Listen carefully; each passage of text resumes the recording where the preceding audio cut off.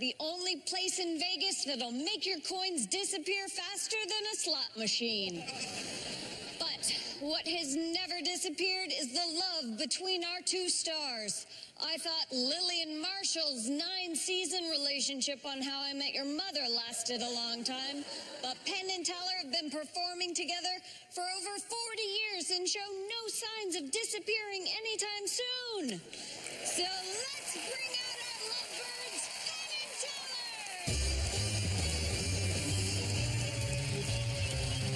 It's cool tonight.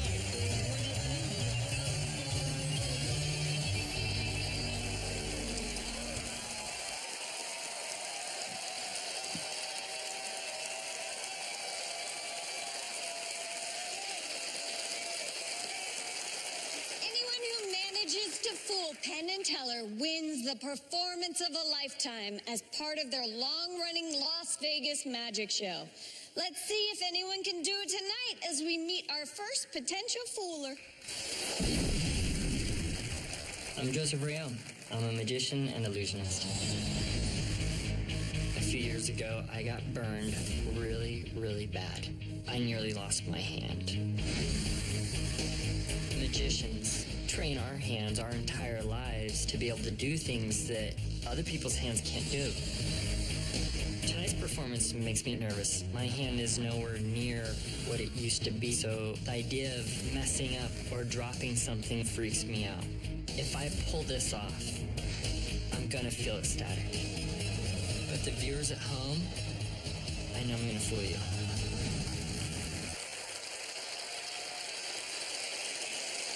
From his magical and mysterious mind to yours, please welcome Joseph Rayon.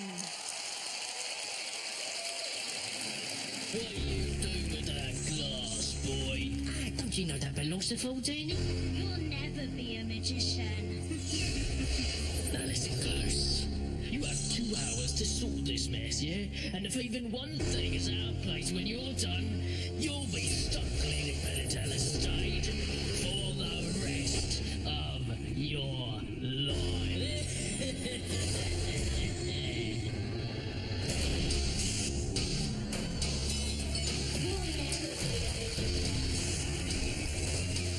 For the rest of your life.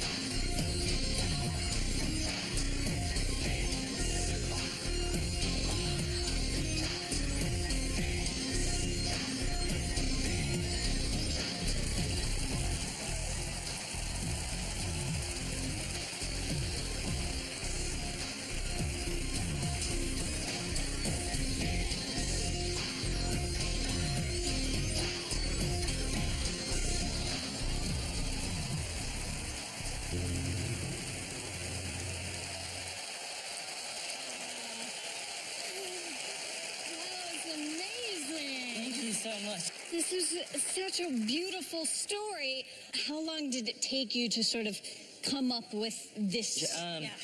I have been working on this for 14 years. I retired it for about 10 years, and then this brought life to it. And I really want to thank the Foolest team for opening this door for me to be able to bring it back to life and give me purpose to read. Well, is it like a personal story? How did you come up with it? Some stuff was rough when we were kids, and I never liked being told no. I never liked being told that you can't do something. So some of the inspiration from it is that you'll never be a magician. It's like, well, let me show you what I can do. And what would it mean for you to fool Penn and Teller? Well, we've got an encyclopedia of magic over here. Yeah. 2 of them.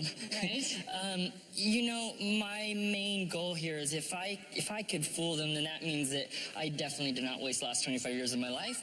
But if I could at least entertain them, then as far as I'm concerned, I won. Because, you know, to be able to entertain 2 of the world's biggest entertainers, that's what would mean a lot to me. You absolutely entertained me. Shall we check in with the encyclopedias, though? Yes, please. Gentlemen?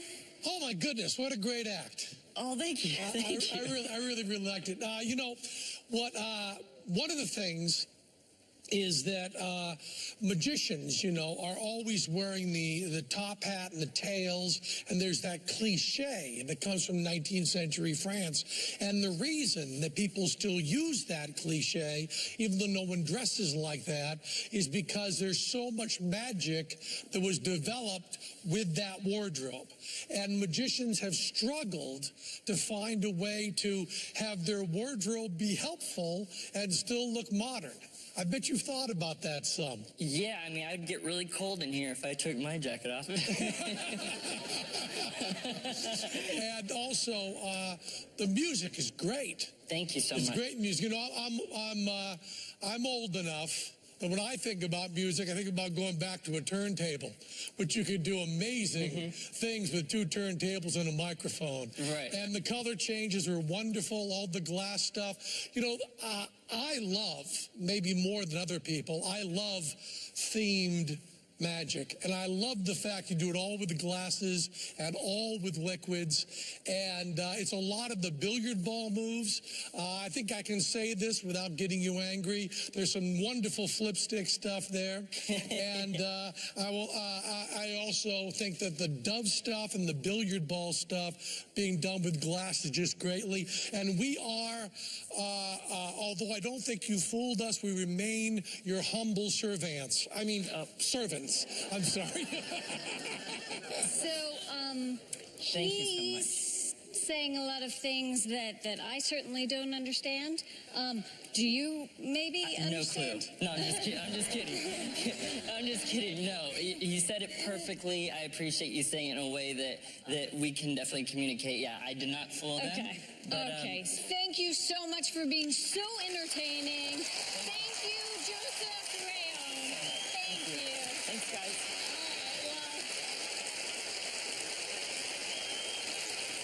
All right, that was fun, but we're just getting started. So stick around and see if anyone can pull one over on Penn and Teller.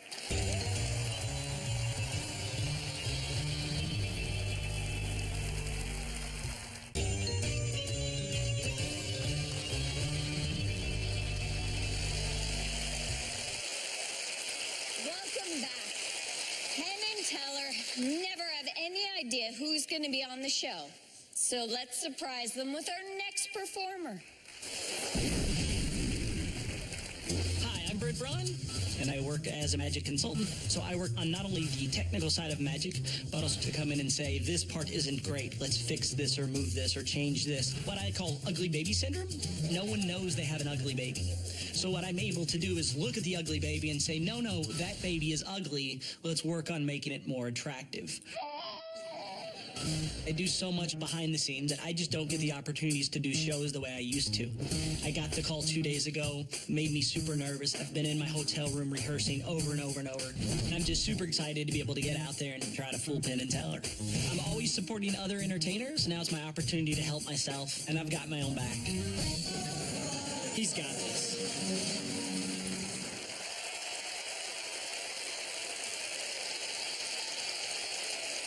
Our next magician making him the first person to successfully get a date in a magic shop. Please welcome Brent Braun. Let's make something random and chaotic. If you were given a deck of cards when you came into the theater this evening, you've had the opportunity to shuffle that deck of cards. I'd like you to put the cards back into the box, hold them high above your head now. On the count of 3, I'm going to have everyone toss the cards at me on the count of 3, sir. Not yet. On the count of 3, just toss them at me. 1, 2, 3.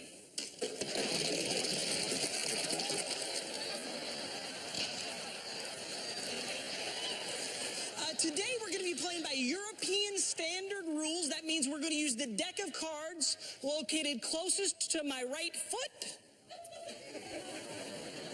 That would be this one. I need a couple of volunteers to help me out. You, young lady, would you please come help me out? Give her a round of applause as she makes her way to the stage. And over here, sir, will you help me out as well? You can come all out. Give him a round of applause. You want to see here, young lady, your name? Karen. Karen, nice to meet you, Karen. You can have a seat there. Your name, sir? Nicholas. Nicholas, nice to meet you, Nicholas. I'm Brent. You can have a seat there for me. Karen and Nicholas. Karen, is there any possible way that you know the order of these cards? No, Is there any possible way anyone knows the order of these cards? I don't think so. I'm with you 100%. What I'm going to do is drop these cards from hand to hand. I'm going to have you say stop for me anytime you like. We're going to have you select a card. Now, you're going to be the only one that knows what that card is. So it's important you remember it. So if you're not happy with it, let me know and we'll get a different card for you. Are you ready, Karen? Stop. Right there. That was really early. Are you sure? No. Okay. Stop. Right there. You're sure? Yes. Going to have you look at the card. Okay. Are you happy with that playing card? Yes. It's safe to say you don't know what Karen's card is. Is that true?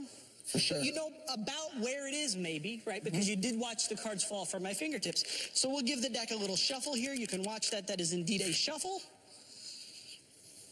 Place the cards on the table.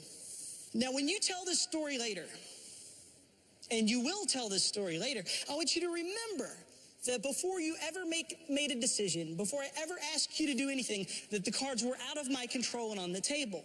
Because when you tell people what happened, they're going to think that somehow I did some funny magic move. Somehow I manipulated or moved cards or repositioned them. I'm going to have you think of any number between 1 and 52. And if this works, Karen's card is going to be at exactly that number.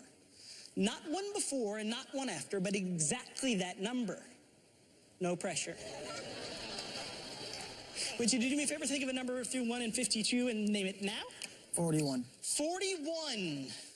Karen, keep me honest. We're going to count down to the 41st card. It's going to take a while, but keep me honest. 1, 2, 3, 4, 5, 6, 7, 8, 9, 10, 11, 12. There's two kind of stuck together there. 12, 13, 14, 15, 16, 17, 18, 19, 20. 21, 22, 23, 24, 25, 26, 27, 28, 29, 30, 31, 32, 33, 34, 35, 36, 37, 38, 39, 40. Do we both agree that's the 41st card? Yeah? Yes. Yes. Do we also agree that you could have named a number larger than 41? You could have arrived at this card here. That card would have been the Queen of Hearts. Was that your card? No.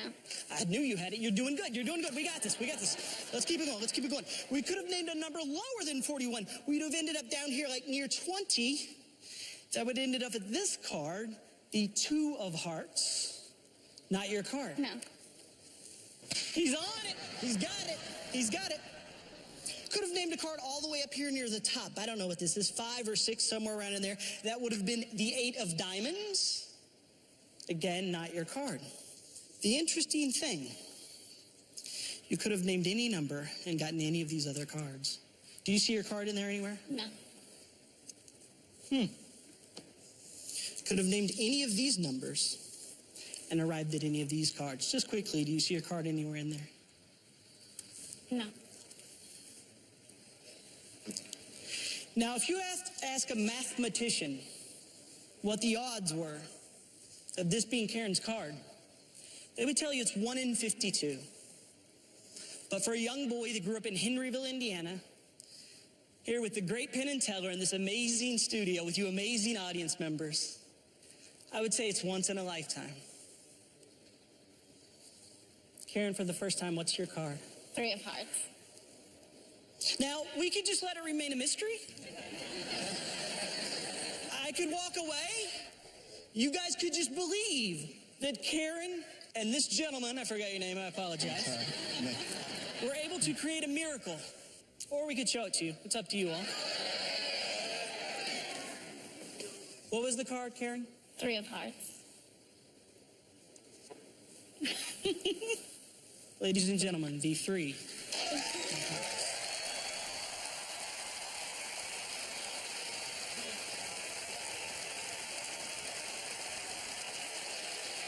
It's a very dangerous beginning to your performance. Well, I didn't realize Vegas was going to be so angry about card tricks, apparently. You give people permission to throw stuff at you. They're going to do it. Yeah, I agree. Yeah. I love that you met your wife at a magic shop. I did. And then it sort of gave me an epiphany of, like, if you're a single woman and you're looking for a man, there must be a lot of single dudes at magic shops. They're all single. Yeah, no, they're all single. It's great. A little love connection. Sure. So normally you're the behind-the-scenes guy, helping people with their magic tricks. I am, yes. It's amazing to be able to make that transition from helping other people kind of follow their dream to helping me find mine. To make that transition over has been incredible. All right, I'm going to check in with the boys. Okay. Hello, gentlemen.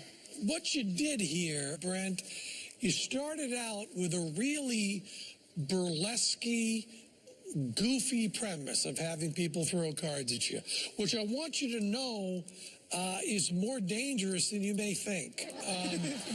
So I'm just telling you, you do this a lot of times. Some of the rough places we played, some of the audiences that haven't liked us, you're going to lose teeth, sir. You're going to lose teeth. That's what I'm saying.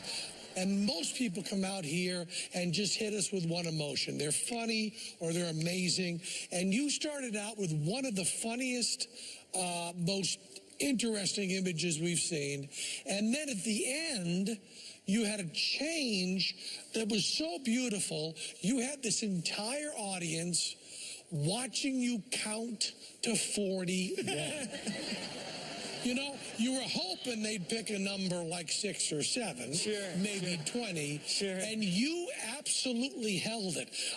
The guts that were required not to rush through those. I mean, I'm just talking theatrically now, was really, really beautiful. So we started out with a good laugh at the beginning, and then at the end, we really cared about this trick deeply.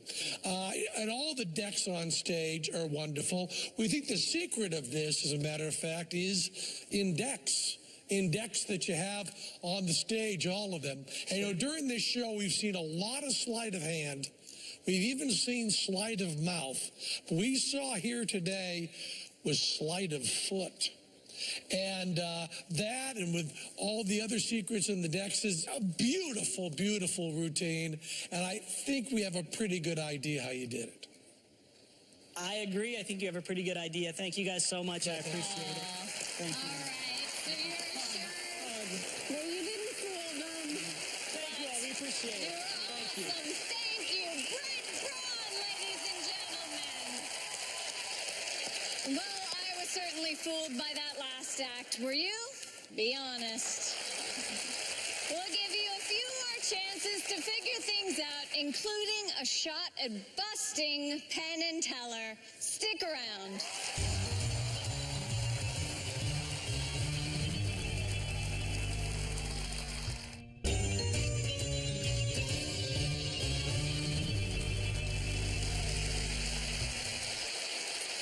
Welcome back.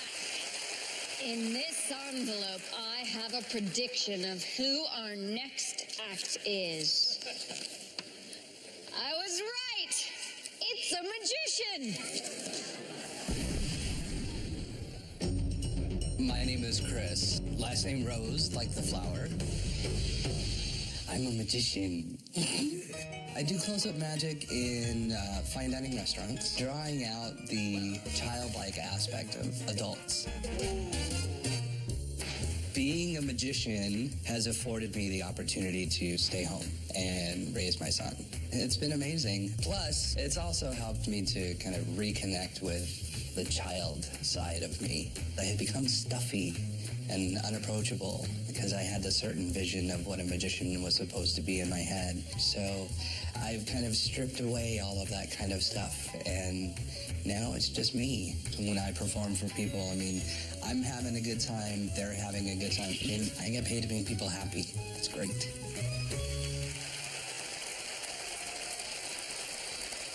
Please welcome Chris Rose.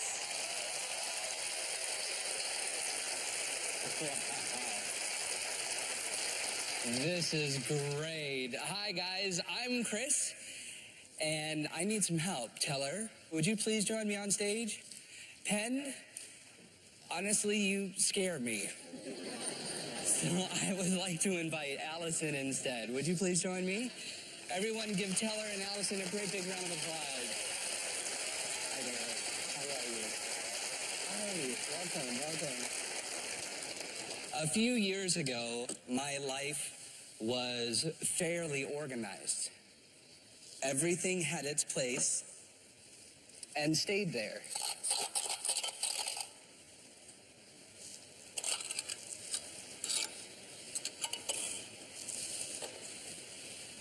Then, my wife and I had a son. He's almost 2 now, and he moves like lightning. Those of you who are parents will know what I'm talking about. My life's become total chaos. The last time I learned this lesson was while I was working around the house. My things, dangerous things, went where everything goes when you're a baby. Right in the mouth.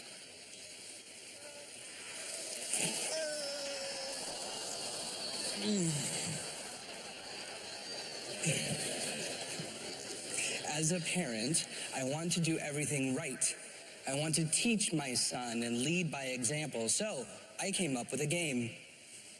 It's really my time to teach. I call it snack time. And since this is Vegas, I figure I'd up the stakes.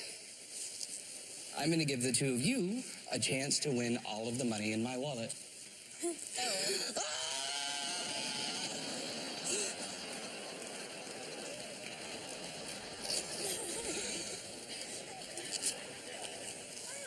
What do these look like to you? $100 bills. Absolutely. 2 $100 bills.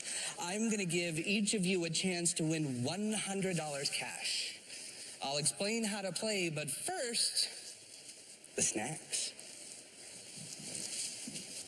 It's exciting.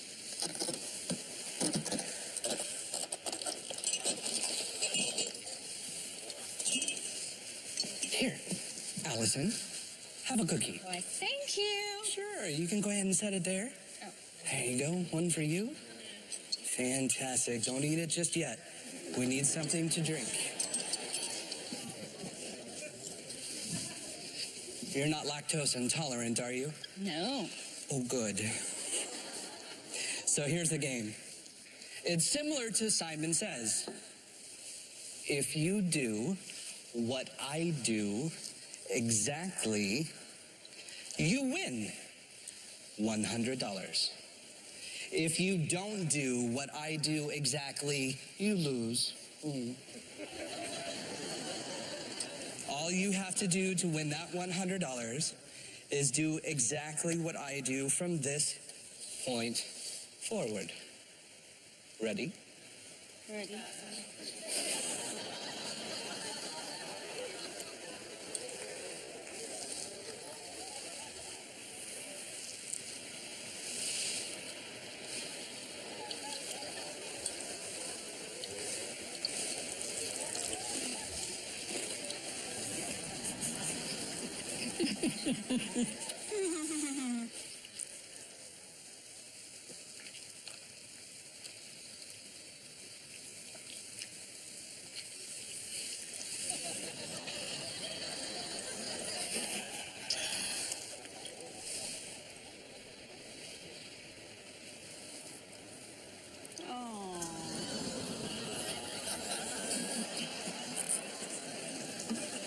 I'm sorry, you just lost.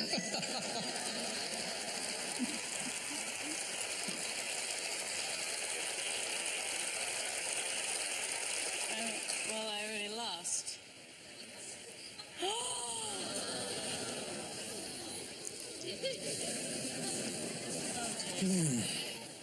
You can have the money. No thanks. Well, guys, you didn't win. And of course, when I'm playing with my son, I don't reinforce failure. However, with you, I'll make an exception. Here, Allison. Some fresh cookies for you. Take them home. Share them with your family. Thank you. Sure. And tell her this is for you.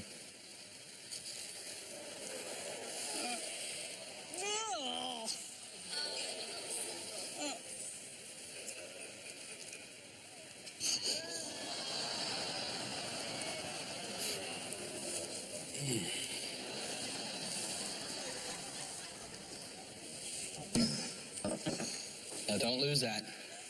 You never know where it'll reappear. You can have that too if you want. No. Ladies and gentlemen, Chris Rose. Yeah, that was really gross. Thank you. But thank you for giving me the cookies and not They're your sealed. Yeah, there you go. booger nail. Oh, that's so gross. Okay, I'm sorry. I'm getting distracted because Teller is inspecting the cookie. And I'm really hoping he doesn't eat it because we know where it came from. Okay, so somebody introduced you to this idea. Concept, right. And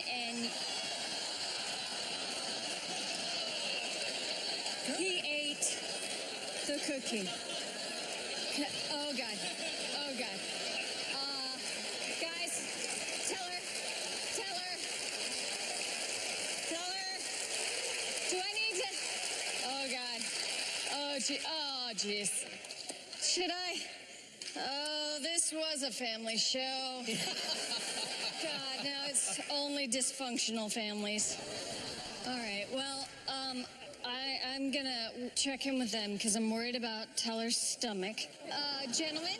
Oh, come on. Before... We were running experiments. I'm worried about Teller's tummy, so before he barfs, let's get to this. Teller is now eating cookies with everyone he's eaten cookies with for the past 15 years, just so you know. He's looking a little green, so... Let's start with the nail, shall we? Yes. More than Teller, I'm carny trash. I'm cheap carny trash. And the brilliance of doing the blockhead routine, but only doing half of it, is pretty great. Really great. And living like that is a great thing. And I bet if you did that, I don't know if you ever worked the carnival, but if you did that in the carnival, that nail trick, you'd sure have a lot of pull. I'm telling you that right now. You'd have a lot of pull. Now, let's get to your cookie. You mean the one he ate? Yeah, the one he ate, yeah. Now, we all know the drinking the water gag and holding your mouth and spitting it back out. I was ready for that gag. I think, and this is me thinking this, watching it from here, Teller's not sure, but I'm going to go out on a limb because I'm not sure. I think that what you did there was not sleight of hand. I think it was not a gimmick. I think it was not a fake prop. I think what you did there on that stage was something I am naming right now sleight of mouth. I think you did that with sleight of mouth. I think you did it. I don't think you loaded another cookie in. I don't think you palmed one off. I don't think you stole one anywhere. I think you did sleight of mouth. Am I right? Am I supposed to confirm or deny this? You either confirm or deny. Are you skilled enough with your mouth? How skilled are you with your mouth? Now you're getting personal. I'm getting personal. I'm getting very personal. Do you need to call How your skilled wife? are you with your mouth, Chris Rose? How skilled are you with your mouth? I am very skilled with my mouth, but it was not sleight of mouth. Wait. It was not. It was not sleight of You mouth. actually snuck that cookie in another way. Oh, boy. You actually did. We ran experiments. We looked. We think you almost should be able to hold that in your mouth while drinking, and you say you didn't? Correct. Okay, then you fooled us, man. You fooled us with a cookie. With a cookie. He fooled us with a cookie. With a cookie. Oh my goodness. Wow. Thank you. Amazing! Thank you guys.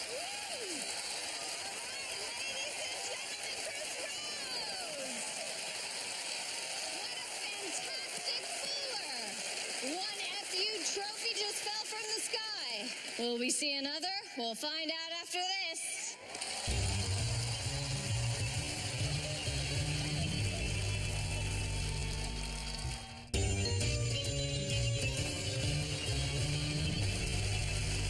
Welcome back to Clueless, where you just might learn how the greatest tricks in the world are done. But only if Penn and Teller can figure them out first. Let's meet our next performer. I guess I'm a case of arrested development. I was an imaginative kid. I like puppets, I like juggling, I like dancing, I like surrealist art. The challenge is linking all these things together. And then I found magic. And now I get to combine all these things in my show. I like surrealist art because it feels like magic. You're creating another world. When you see me wearing a giant puppet, I created that, and it's based on my own dad. Well, how you doing, Dad? Well, I'm fine. Magdalena is my wife. Our son, his name is Benji. He experiences everything with fresh eyes, and I get to see him experience it just like I was when I was a kid. I love having him in the audience and being proud of his dad. I hope you enjoy the show. Okay.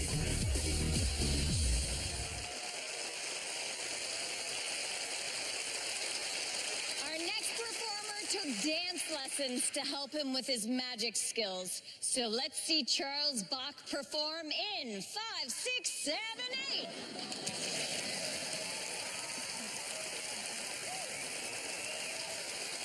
Hi, everybody. I'm Charles Bach, and I travel a lot performing, so much that it makes it really hard for me to travel with a pet. So today, I'm actually going to give him away to a new home. And I'd like to ask Teller to come up here for just a moment, if you would. Nice to meet you. Teller, I want to make sure there is something inside this box. So if you could, reach your hand down inside there and let us know if you feel something. Now, don't say anything. Just nod your head if you do. Do you feel something inside there? Yes? All right, if you could, take your hand back out and take this leash back to your seat.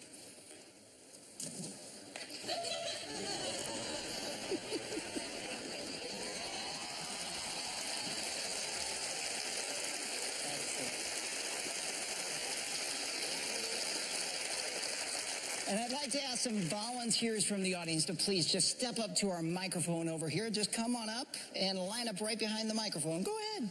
We need a few, so line them up. There we go. Wow, they are fast. Excellent, excellent. Hi there, what's your name? Paige. Paige, this is my wall of balloons. I got these from a local car dealership. And Paige, I want you to select one of those balloons, any one you like. Blue one. The blue one. This is the one we spell. P-O. Gone. Thank you, Paige. All right, next person, step up to the mic and pick a balloon. Purple. The purple. You are not going to believe this. That is my favorite color.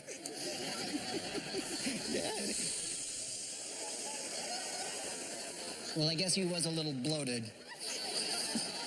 All right, next person, step right up and choose a balloon. I choose the green one. The green one. All right, I'm going to let you pop this one. Look right at that balloon and look. You did that with your mind. Oh. Amazing. Hi there, go ahead and pick a balloon. I'll take pink. The pink one. All right. This one has something really cool inside. Air. The next gentleman. Red balloon. The red one. All right, this one's a winner. An animal balloon. I'm going to make you something. Yep. Just call out an animal. Snake. Dog it is.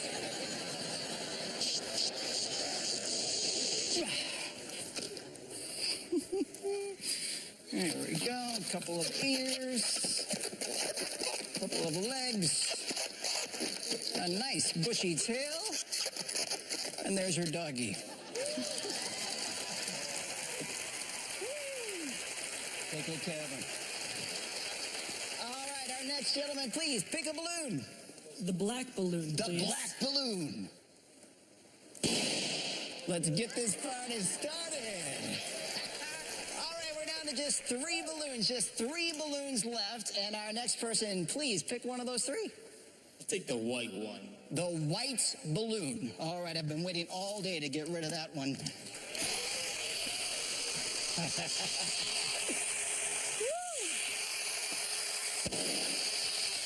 Gone.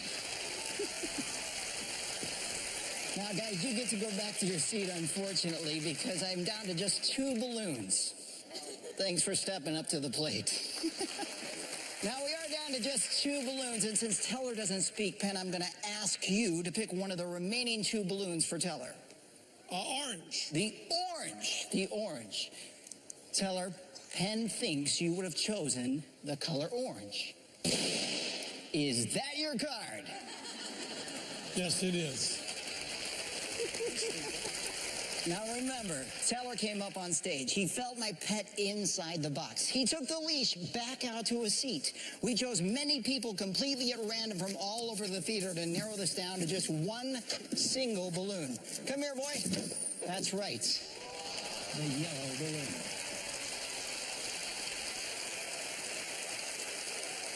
And now it's time for us to let him go to his new home.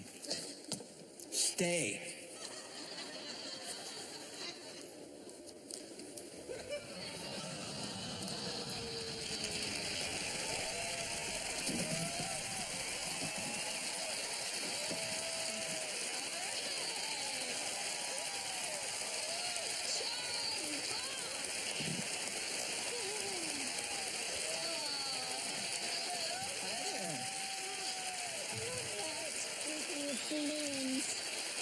All right, well, let's go to the guys. I think they're ready. Penn, Teller, are Okay. you gonna pop his balloon? I'm going to try. Burst my bubble. You know, had 7 people up here.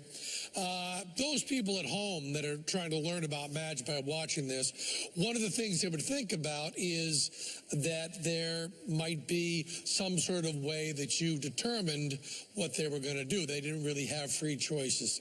And we want to assure people that we believe deeply that they really did indeed have a free choice. Not everything that's done like that is done with what we call a force. I like that you had stuff on all the balloons. You had a little piece of business on everything. That's really good there. Teller reached into the box. Teller did feel a balloon. There's no doubt about that. He felt that. Now there's a principle in magic called the 2 perfect principle, where if there's only one way the trick could be done, that's the one way it was done.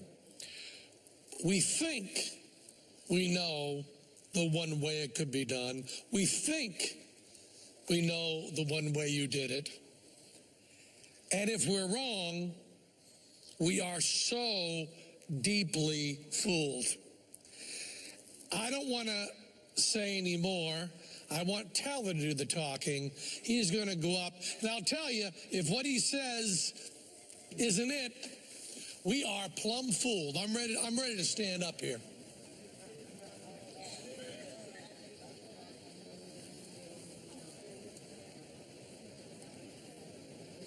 There is no helium tank.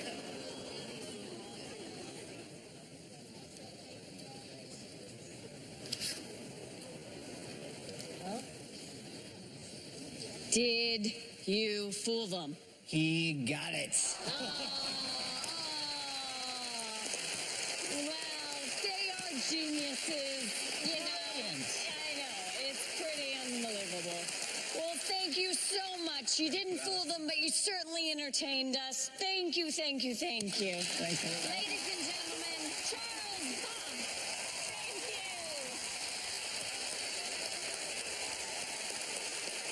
We have more magic on the way, so stay close.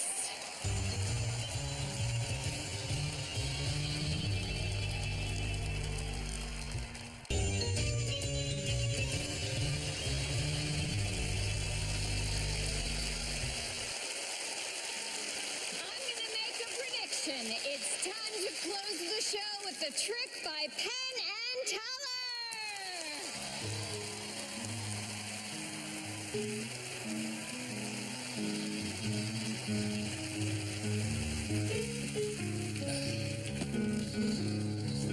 What's in the Times today, Teller? Oh, man, all that election stuff. Trying to pick one of these guys. Like trying to pick your favorite Kardashian, isn't it? It's kind of hard job. Oh, I love reading about animals. You know, the oldest gorilla in the world, Raji, just celebrated her 59th birthday. She celebrated by eating fruitcake, growling, and showing her backside. Same way Bette Midler celebrates her birthday. Business news, you see this? Smuckers, the jam company, they have merged with Folgers. And they're either going to call it Smolgers or they're going to call it Smolgers. They've already decided here. I always read the fashion news. I love reading about fashion. This designer came up with a new dress, has a big picture of Obama on it. You know, putting something presidential on a dress. Wasn't that Bill Clinton's idea? I think it was, yeah. Yeah, it was his idea. Starbucks has a new drink coming out. It's sugar-free, fat-free, and has no whipped cream. It's called coffee. Try that for a change. Did you see the big, long interview with Prince Charles? Prince Charles has come out against genetically modified food. Well, if anyone knows about the dangers of selective breeding, it's Prince Charles, huh? Let's read the whole interview. It's on page 11. Yeah, there it is right there. It starts right there, and it continues on all the other pages. That's where it is.